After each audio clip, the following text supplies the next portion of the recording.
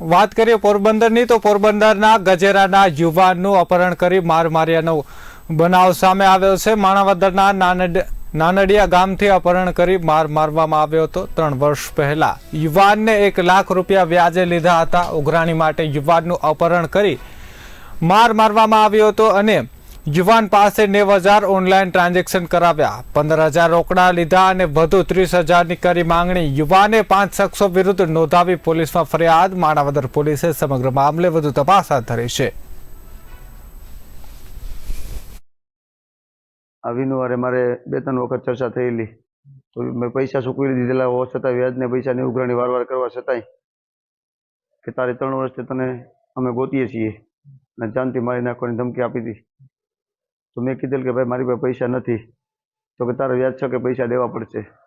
એવી રીતે મને પહેલાં 2 વ્હીલમાં અપહરણ કર્યું મારું, અને મેં કીધું ભાઈ તમને પૈસા તમારા પહોંચાડી દઉં છું। તો મને સુભાષ અને ભીમો 2 વ્હીલમાં ઉપાડી ગયા અને નાનડિયા ગામના બસ સ્ટેન્ડે મંદિરે મેં ગાડી રોકાવી કે તમને પૈસા મગાવી દઉં। તો મેં બસવા માટે મંદિરની અંદર હું ગયેલો, તો એ લોકોએ મારી પાછળ આવી મારો મોબાઈલ જૂટાવી લીધો ને ત્યાંથી હું બહાર નીકળવાની કોશિશ કરી દઉં। પટેકા ગાડી લઈને 5-6 જણા માણસો આવી ગયા અને એ લોકોએ મને ત્યાંથી ઉપાડી અર્ટિગા ગાડીમાં મારું અપહરણ કરીને લઈ ગયા અને રાતના રસ્તામાં ગાડી રાખી 9 વાગ્યા સુધી માર માર્યો। તો પાછી ત્યાંથી 15 કિલોમીટર બગસરા બાજુ લઈ ગયા, તો રાતે મને ત્યાં મારેલ અને જાનથી મારી નાખવાની નદીમાં ફેંકી દેવાની ધમકી આપી 3 જણાએ કે જાનથી મારી નાખશું તને।